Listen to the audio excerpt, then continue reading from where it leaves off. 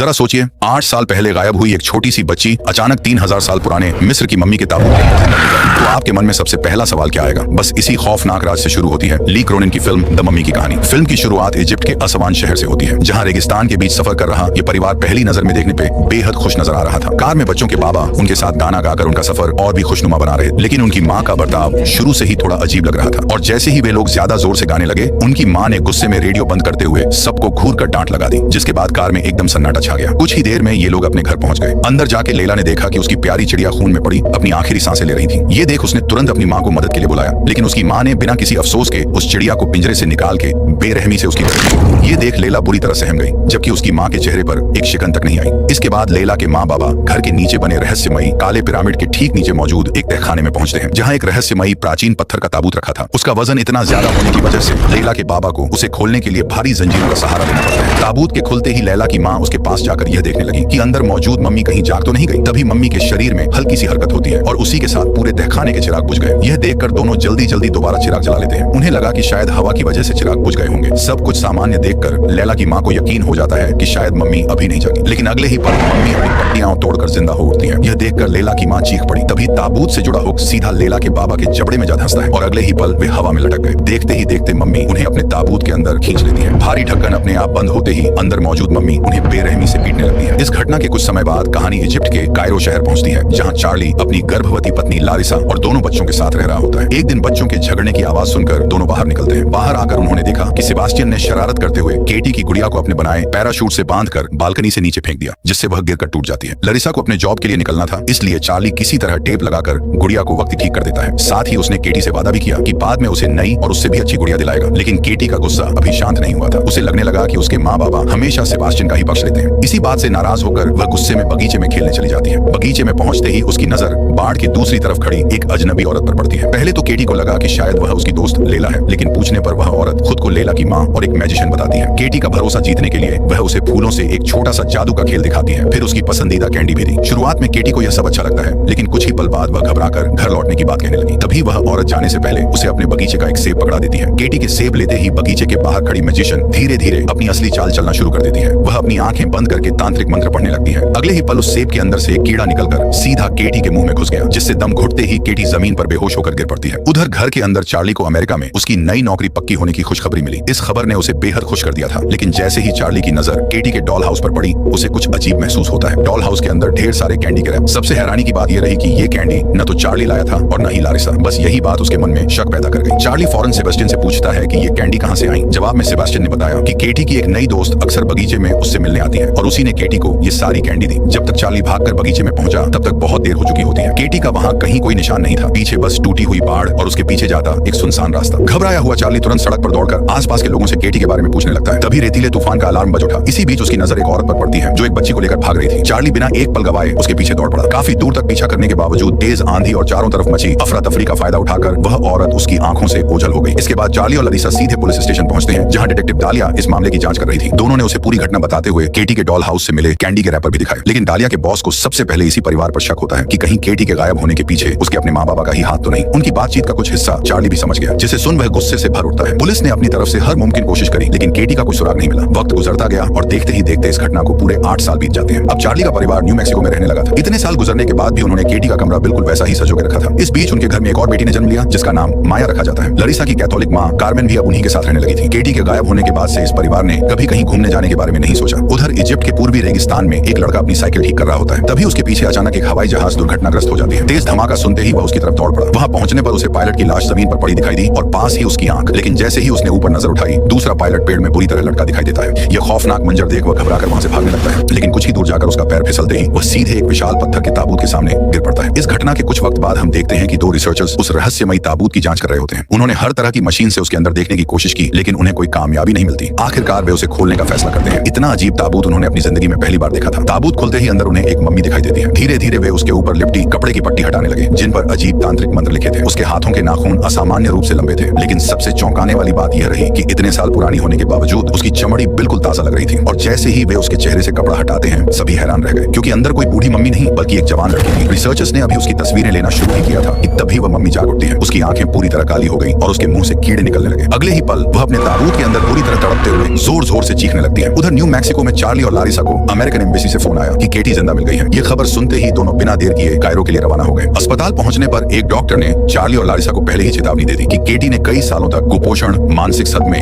और बेहद कठिन हालातों का सामना किया है, इसलिए कोई भी तेज आवाज या अचानक हरकत उसे बुरी तरह डरा सकती थी। इसी वजह से फिलहाल उसे दवाइयां देकर सुलाया गया था। आखिरकार जब चार्ली और लारिसा पहली बार केटी के कमरे में पहुंचे, उनकी आंखों के सामने अलग ही नजारा था। इतने सालों में न जाने किन किन यातनाओं की वजह से उसका पूरा शरीर बदल चुका था। हैरानी की बात यह रही कि डॉक्टरों के मुताबिक बाहर से बेहद कमजोर दिखने के बावजूद उसका शरीर अंदर से पूरी तरह स्वस्थ था। ये बात जितनी अजीब थी उतनी ही रहस्यमयी भी, लेकिन सबने इस बात को नजरअंदाज कर दिया। दोनों माता पिता प्यार से केटी से बात करने लगे। तभी उनकी नजर उसके शरीर पर बने कई खरोंचों पर पड़ी, जिस पर डॉक्टर ने बताया कि अस्पताल लाने के बाद से केटी बार बार खुद को ही नोच रही है। लारिसा ने जैसे ही उसकी धड़कन महसूस की, केटी ने धीरे से अपना हाथ आगे बढ़ाया, मानो वह अपने माँ बाबा का हाथ पकड़ना चाहती हो। लेकिन अगले ही पल उसे घबराहट का तेज दौरा पड़ गया। उसकी हालत बिगड़ती देख डॉक्टर ने दोनों को कुछ देर के लिए कमरे से बाहर जाने की सलाह दी। बाहर निकलते ही लारिसा खुद को संभाल नहीं पाई और फूट फूट कर रोने लगी। इसके बाद सीन कट होता है और हम देखते हैं कि डालिया उन्हें लगभग 3000 साल पुराने उस रहस्यमयी ताबूत की तस्वीरें दिखाते हुए बताती है कि केटी उसी कार्गो प्लेन में मौजूद उस ताबूत में मिली जो दुर्घटनाग्रस्त हो गया था। फिलहाल डालिया को शक हुआ कि शायद केटी इंसानी तस्करी का शिकार बनी थी, इसलिए वह हर संभावना की जांच कर रही है। चार्ली ने डालिया को अब सही से जांच करके दोषियों को पकड़ने का आग्रह किया। अगले दिन चार्ली और लारिसा केटी को अपने साथ घर ले आते हैं। उन्हें जरा भी अंदाजा नहीं था कि वे अपनी बेटी नहीं बल्कि एक ऐसे खौफ को घर ले आए हैं जो धीरे धीरे पूरे परिवार को मौत के मुहाने तक ले जाने वाला था। केटी को उस हालत में देखकर उसके भाई बहन भी बुरी तरह घबरा जाते हैं। बड़ी मुश्किल से उसके पेरेंट्स ने उसे व्हील चेयर में सीढ़ियों से ऊपर ले जाकर उसके बेड पर लिटा दिया। इसी बीच कार्मेन अपनी पोती के पास बैठकर उसके लिए प्रार्थना करते हुए प्यार से उसके माथे को चूम लेती है। तभी केटी सीधी बैठकर पूरी हिम्मत से अपना सिर कार्मेन के सिर में दे मारती है। अगले ही पल उसका शरीर अस्वाभाविक तरीके से पीछे की ओर मुड़ने लगता है। पल भर में वह ऊपर हवा में तैरने लगती है। उसकी पीठ से हड्डियां उछलने जैसी डरावनी आवाज आती है और फिर वह जोर से वापस बेड पर गिर पड़ती है। इसके बाद वह बुरी तरह तड़पने लगती है। चार्ली उसे कसकर पकड़ लेता है ताकि लारिसा उसे बेहोशी की दवा दे सके। अब तक सबको लग रहा था कि केटी सिर्फ मानसिक सदमे से गुजर रही है, लेकिन असली खौफ तो अभी शुरू भी नहीं हुआ था। फिर उस रात चार्ली उस रहस्यमयी ताबूत और उस पर लिपटे कपड़ों की तस्वीरें देखकर कोई सुराग तलाशने की कोशिश करने लगा। वहीं दूसरी तरफ लारिसा केटी के पास बैठकर उसे पुरानी फैमिली फोटो दिखा रही थी, इस उम्मीद से कि शायद पुरानी तस्वीरें देखकर केटी को कुछ याद आ जाए। लेकिन केटी बिल्कुल खामोश तकिए पर सिर रखे लेटी रही, बिना कोई प्रतिक्रिया दिए। कुछ देर बाद चार्ली जब लारिसा को बुलाने कमरे में पहुंचा तो उसने देखा कि लारिसा तो केटी के पास ही सो गई, लेकिन केटी अपने बेड पर नहीं थी। ये देखते ही दोनों घबरा गए और पूरे घर में उसे ढूंढना शुरू कर दिया। उसी दौरान माया की भी नींद कुछ अजीब आवाजों से खुल जाती है। उसने साथ ही सेबास्टियन को भी जगा लिया। जैसे ही दोनों ध्यान से सुनते हैं, उन्हें महसूस हुआ कि ये आवाजें घर की दीवारों के अंदर से आ रही हैं। ऐसा लग रहा था जैसे कोई चीज दीवारों के भीतर तेजी से रेंग रही हो। डर के मारे सेबास्टियन तुरंत पास पड़ा एक बैट उठा लेता है, लेकिन इससे पहले कि वह कुछ करता, चार्ली और लारिसा भी वहां पहुंच जाते हैं। आवाजों का पीछा करते हुए लारिसा दीवार में बना एक छोटा सा दरवाजा खोलती है। तभी उसके सामने से कोई परछाई बिजली की रफ्तार से भागती है। वह बिना देर किए दीवार के अंदर बने संकरे रास्ते में घुस गई। अंदर पहुंचते ही उसकी नजर केटी पर पड़ी, जो कुछ बॉक्सों के पीछे छिपी बैठी थी। लेकिन जैसे ही केटी को अपनी माँ की आवाज सुनाई दी, वह फिर से भाग निकलती है। अब पूरे घर के अंदर एक डरावनी दौड़ शुरू हो गई। लारिसा दीवारों के भीतर उसका पीछा कर रही थी, जबकि चार्ली बाहर से उन्हीं आवाजों के साथ साथ दौड़ रहा था ताकि किसी तरह कैटी को रोक सके। तभी दीवार पर एक जहरीला बिच्छू रेंगता हुआ दिखाई देता है। इससे पहले कि कोई कुछ समझ पाता, कैटी उसे झट से पकड़कर सबके सामने जिंदा ही निकलने लगती है। ये नजारा देखकर सभी के होश उड़ गए। शोर सुनकर माया और सेबास्टियन भी वहां पहुंच जाते हैं। उसी वक्त केटी दीवार के अंदर बने रास्ते से बाहर निकल रही होती है, जबकि उसके माँ बाबा उसे काबू में करने की कोशिश कर रहे थे। हिम्मत जुटाकर लारिसा अपना हाथ केटी के मुंह के अंदर डालकर किसी तरह उस बिच्छू को बाहर खींच लेती है, जिसके अगले ही पल केटी के मुंह से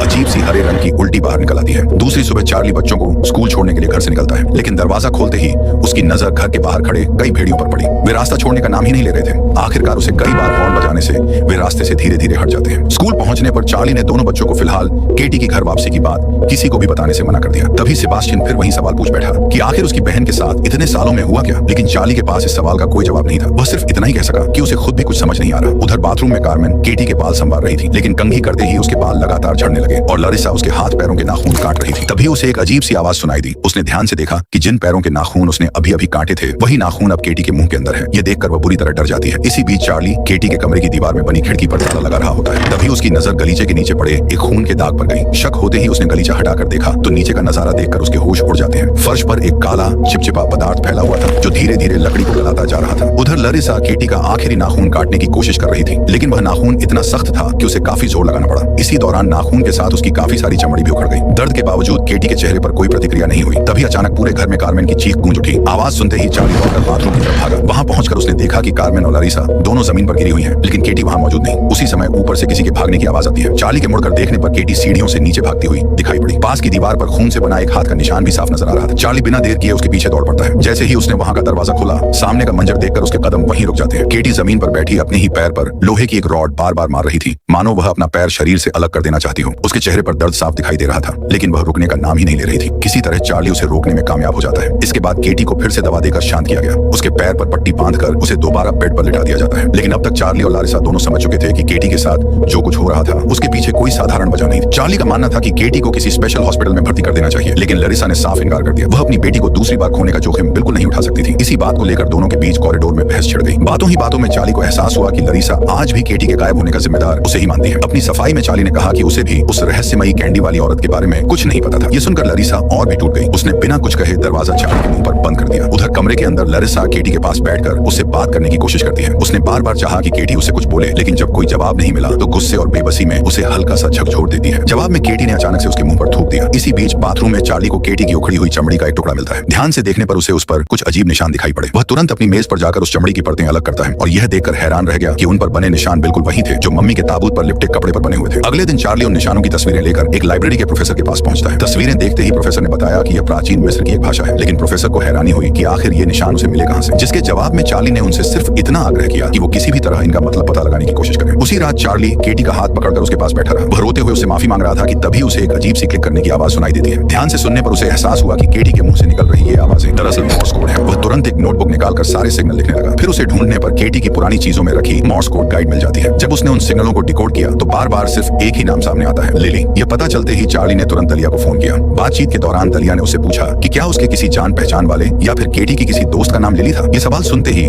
चार्ली को अचानक कुछ याद आ गया। उसने बिना देर किए पुराने कार्ड और चिट्ठियों से भरा एक डिब्बा निकाला और उन्हें तेजी से खंगालने लगा। उन्हें खंगालते हुए उसे कैंडी की तस्वीर वाला एक कार्ड मिला जिसके नीचे लिली नाम लिखा था। इसी दौरान माया को बाथरूम से बाहर निकलते केटी के कमरे से किसी के गाने की आवाज सुनाई देती है। पहले तो उसे लगा कि शायद उसकी बहन की आवाज होगी। उसके पूछने पर केटी मान लेती है कि अब वह बोल सकती है, लेकिन साथ ही उसने माया को फिलहाल यह बात किसी को न बताने के लिए कहा। अगले ही पल केटी दरवाजे के पीछे से माया की उंगलियां चाटने लगती है। यह देखकर माया डर कर वहां से भागने की कोशिश करने लगी। तभी केटी कुछ काले जादू के शब्द बुदबुदाती है। अगले ही पल माया वहीं की वहीं जम गई। फिर धीरे धीरे उसका शरीर हवा में उठने के साथ उसका दम घुटने लगता है। पूरे घर की लाइटें लगातार जलने बुझने लगी थी। कुछ ही सेकंड बाद माया जोर से दरवाजे से टकराकर नीचे गिर पड़ती है। अगली सुबह चार्ली पुलिस स्टेशन पहुंचकर दालिया को वही पुराना कार्ड देता है। दालिया ने फौरन सिस्टम में लिली नाम की तलाश शुरू कर दी। उसे इस नाम की कई लड़कियां मिली, लेकिन एक सहयोगी की मदद से आखिरकार पता चला कि वह कार्ड असवान के रेगिस्तान में बने एक छोटे से पोस्ट ऑफिस से भेजा गया था। हैरानी की बात यह रही कि लेला का घर उस इलाके के बेहद करीब था जहां कार्गो प्लेन दुर्घटनाग्रस्त हुआ। वहां आसपास सिर्फ एक ही खास जगह थी, नेक्ट्रीन के फलों का एक खेत। रेगिस्तान के बीच ऐसा बाग होना अपने आप में बेहद अजीब था। तभी डालिया दोबारा केटी के किडनैप होने वाले दिन की तस्वीरें देखने लगी। फिर अचानक उसकी नजर जमीन पर पड़े उसी नेक्ट्रीन फल पर पड़ती है। उधर चार्ली आर्कियोलॉजी प्रोफेसर से मिलता है। तस्वीरें देखने के बाद प्रोफेसर ने उसे बताया कि उन पर बनी रहस्यमयी लिखावट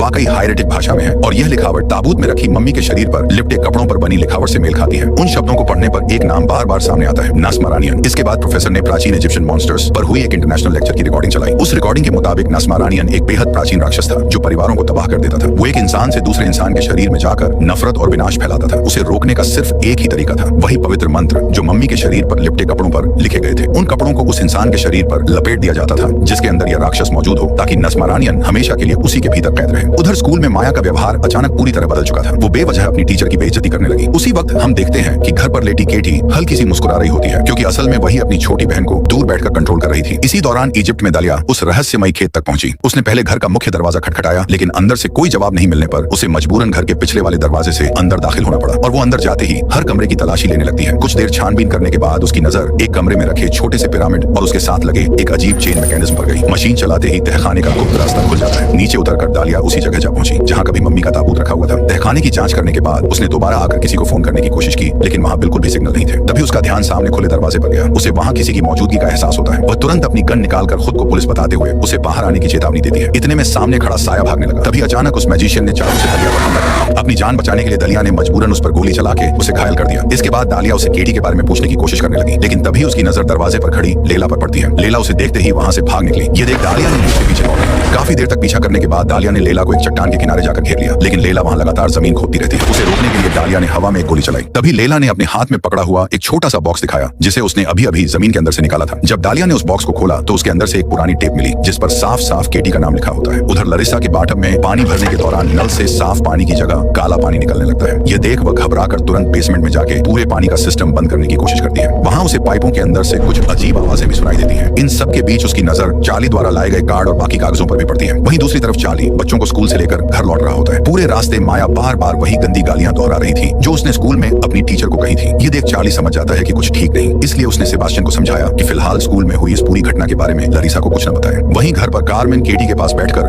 उसके लिए प्रार्थना कर रही थी। तभी अचानक केटी उसका हाथ काटते ही उस पर झपट पड़ी। इसके बाद उसने ठंडी आवाज में कहा कि अगर वह चाहे तो उसी पल कार्मेन की धड़कन रोक सकती है। यह सुनते ही कार्मेन घबराकर उसे जोर से धक्का देते हुए कमरे से बाहर भागने की कोशिश करती है, लेकिन अगले ही पल केटी ने अपनी शैतानी ताकत से दरवाजा बंद कर दिया। फिर कार्मेन ने जैसे ही पलटकर देखा कि केटी वहां से गायब थी, जबकि उसकी व्हील चेयर अपने आप हिल रही थी।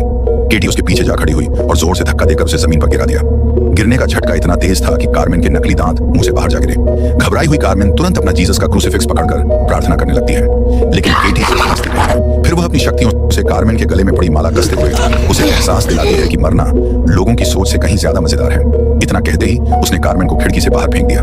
कुछ देर बाद चार्ली बच्चों के साथ घर लौटा। इस बार उसने देखा कि घर के बाहर खड़े भेड़िए अचानक लेकिन तभी कार्मेन सीधे उनकी गाड़ी के बोनट पर आ गिरी। ये देखकर माया हंसने लगी, जबकि चार्ली ने घबराकर उसकी मदद के लिए बाहर निकलना चाहा, लेकिन उसी समय एक भेड़िया गाड़ी के दरवाजे के पास आकर खड़ा हो जाता है। उधर लरिसा ने कमरे में जाते ही केटी को आराम से बेड पर लेटे देखा, लेकिन खिड़की से बाहर नजर पड़ते ही उसके पैरों तले जमीन खिसक गई। बाहर कई भेड़िए कार्मेन के शव को नोच नोच कर खा रहे थे। दूसरी तरफ पुलिस स्टेशन में दालिया उस टेप को चलाती है। वीडियो में लैला की मां बता रही थी कि किसी मासूम बच्चे का शरीर सबसे बेहतर होता है मम्मी की तांत्रिक क्रिया के लिए, क्योंकि वह लंबे समय तक उस शक्ति को अपने अंदर संभाल सकता है। हालांकि जरूरत पड़ने पर कोई भी इंसान उसका वाहक बन सकता है। इसके बाद तांत्रिक अनुष्ठान के जरिए मम्मी में कैद राक्षस केटी के शरीर में प्रवेश कर गया। वीडियो खत्म होते ही दालिया लेला से उसका मतलब पूछने गई, लेकिन जब लेला कोई जवाब नहीं दे सकी तो दालिया उसे हल्का सा झकझोर देती है। तभी लेला ने अपना मुंह खोलकर दिखाया कि उसकी जीभ काट दी गई है। इसके बाद उसने बड़ी मुश्किल से लिखकर समझाया कि कैसे एक बार उसने सच्चाई बताने की कोशिश करने पर उसकी मां ने सजा के तौर पर उसकी जुबान काट दी थी। उसने यह भी लिखा कि केटी को कभी भी मम्मी के ताबूत से बाहर नहीं आना चाहिए था। यह पढ़ते ही दालिया के चेहरे का रंग उड़ गया। वह तुरंत चार्ली को फोन मिलाती है, लेकिन इस बार उसकी कॉल नहीं लग पाती। उधर कार्मेन का अंतिम संस्कार चल रहा था। इसी दौरान माया एक कोने में खड़ी बार बार अपना दांत खींचती रहती है, जब तक कि वह जड़ समेत बाहर नहीं निकल आता। वहीं चार्ली केटी के बंद कमरे के बाहर बैठकर उस पर नजर रखे था। तभी सेबास्टियन ने उसे आकर बताया कि लरिसा उसे बुला रही है। अपनी मां को खो देने के बाद लरिसा को भी समझ आ चुका था कि हालात अब बेकाबू हो चुके हैं, इसलिए वो चार्ली के साथ राजी हो जाती है केटी को हॉस्पिटल भेजने के लिए। इधर सेबास्टियन केटी के कमरे के बाहर अकेला पहरा दे रहा था। तभी उसे अंदर से केटी की मासूम आवाज सुनाई देती है। वो उसे दरवाजा खोलने के लिए बहकाने लगती है, जिसे सुन सेबास्टियन घबराकर अपने कमरे में जाकर छिप गया। वह हेडफोन पहनकर केटी की आवाज से खुद को दूर करने की कोशिश करता है, लेकिन उसकी आवाज सेबास्टियन के दिमाग से निकल ही नहीं रही थी। हंसते हुए केटी ने उसे याद दिलाया कि बचपन में उसकी गुड़िया को बालकनी से नीचे फेंकने वाली घटना ने ही उसके मन में ग्रैंडमा को खिड़की से नीचे फेंकने का ख्याल पैदा किया था। उधर हॉल में माया अपने सारे दांत निकालकर फेंक चुकी थी। तभी छत पर वैसा ही एक काला दाग दिखाई देने लगा, जैसा केटी के कमरे में मिला था।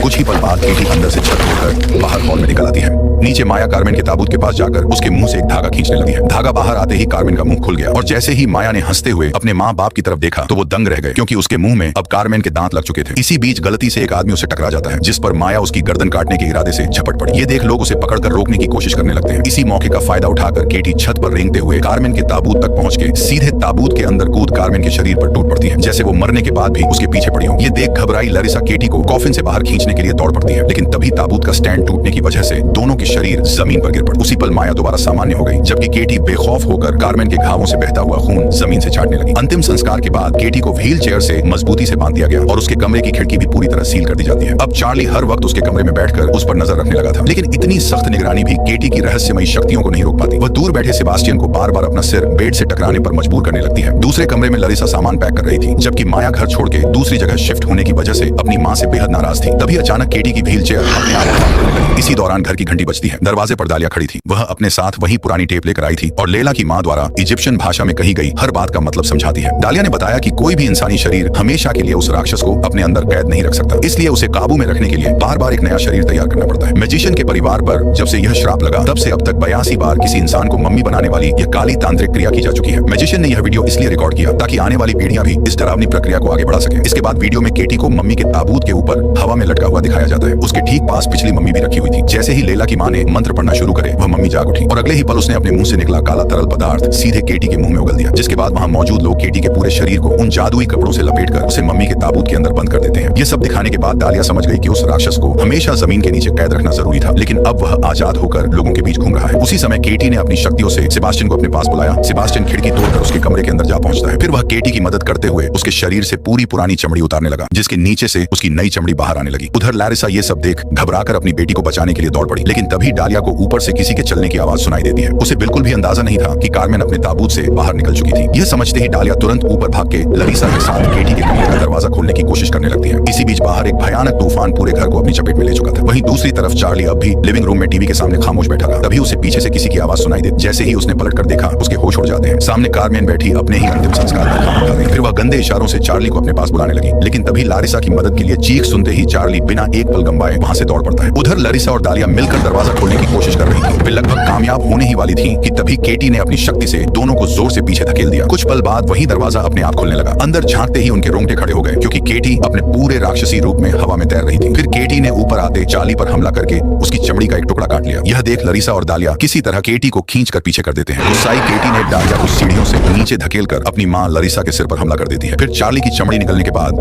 उसके सिर पर भी कई बार वार करती है। ये देख लारिसा जैसे ही चार्ली को बचाने के लिए कमरे में पड़ा बेहोशी का इंजेक्शन लेने भागी। केटी अपनी शक्तियों से दरवाजा बंद कर देती है, जिसके बाद दरवाजे के बगल में बैठे सेबास्टियन ने बैट से लारिसा पर हमला कर दिया। अपनी जान बचाने के लिए वो तुरंत दीवार के अंदर बने गुप्त रास्ते में जाकर छिप गई। सेबास्टियन भी उसके पीछे भागा, लेकिन मौका मिलते ही लारिसा ने चालाकी से उसे इंजेक्शन लगा दिया। कुछ ही पलों में सेबास्टियन बेहोश होकर जमीन पर गिर पड़ा। उधर नीचे डालिया को तब होश आया जब कार्मेन उसकी गर्दन पर पैर रखे थी, और अगले ही पल उसने अपने मुंह से जहरीला बिच्छू निकालकर सीधे डालिया के मुंह में डाल देती है। मौका मिलते ही डालिया ने खुद को संभालते हुए कार्मेन को जोरदार लात मारकर दूर धकेल दिया। झटके से कार्मेन का सिर कहीं, लेकिन तब तक बिच्छू अपनी पूंछ से डालिया के गले में छेद कर चुका। तेज दर्द के बावजूद डालिया ने हिम्मत नहीं हारी। वो अपने गले में हाथ डालकर किसी तरह बिच्छू को बाहर खींच लेती है। उधर अब भी केटी चार्ली का गला दबाकर उसे मारने की कोशिश कर रही, लेकिन किसी तरह चार्ली उसे धक्का देकर खुद को छुड़ा के रेंगते हुए सीढ़ियों तक पहुंच जाता है, जहां उसकी मुलाकात डालिया से हुई। इसके बाद दोनों ने एक प्लान बनाया। यहाँ चार्ली अपनी बच्ची और परिवार के लिए खुद को कुर्बान करने का फैसला करता है। इसीलिए जैसे ही केटी ने दोबारा अपने पिता पर हमला किया, उसने पूरी ताकत से उसे पकड़े रखा। यह देख डालिया मंत्र पढ़ना शुरू कर देती है। गले में छेद होने की वजह से उसके मुंह से शब्द साफ नहीं निकल रहे थे, इसीलिए वह एक हाथ से अपना गला पकड़कर मंत्र पढ़ने लगती है। मंत्र का असर होते ही केटी पूरी तरह तड़पने लगी। वह अपने ही शरीर को नोचती और दर्द से चीखती है। आखिर में चार्ली ने उसे पूरी ताकत से जमीन पर पटक दिया। तभी लारिसा भी कमरे में पहुंच जाती है। चार्ली ने एक नजर उसकी तरफ देखा, मानो आखिरी बार उससे माफी मांग रहा हो, और उसी पल केटी के मुंह से निकला सारा काला तरल पदार्थ चार्ली के मुंह में चला गया, जिसके साथ राक्षस केटी का शरीर छोड़कर चार्ली के शरीर में प्रवेश कर गया। इसके तुरंत बाद चार्ली और केटी बेहोश होकर जमीन पर गिर पड़ते हैं। गिरते समय दोनों एक दूसरे का हाथ पकड़े हुए। कुछ देर बाद केटी को होश आता है। उसने सामान्य आवाज में अपनी मां को प्यार से मॉम कहकर बुलाया, जिसे देख डालिया को समझ आ गया कि प्लान काम कर गया और केटी अब पूरी तरह उस राक्षस से आजाद हो चुकी है। कुछ समय बाद हम देखते हैं कि चार्ली को तहखाने में मम्मी के ताबूत के अंदर कैद करके रखा हुआ था, और अब बिल्कुल सामान्य दिख रही केटी मॉर्स कोड की मदद से ताबूत में कैद अपने पिता से बात करती है। इसी बीच पता चला कि लैला की मां अभी भी जिंदा अस्पताल में भर्ती है। एक रोज मौका मिलते ही डालिया अस्पताल पहुंचकर चुपके से उसे बेहोशी का इंजेक्शन लगा देती है, और लारिसा व्हील चेयर पर बैठे चार्ली को वहां ले आई। इसके बाद उस बंद कमरे में दोनों मिलकर राक्षस को लैला की मां के शरीर में भेजने की तांत्रिक क्रिया में शुरू कर देते हैं, और इसी के साथ यह बेहद खौफनाक कहानी अपने अंजाम तक पहुंचती है।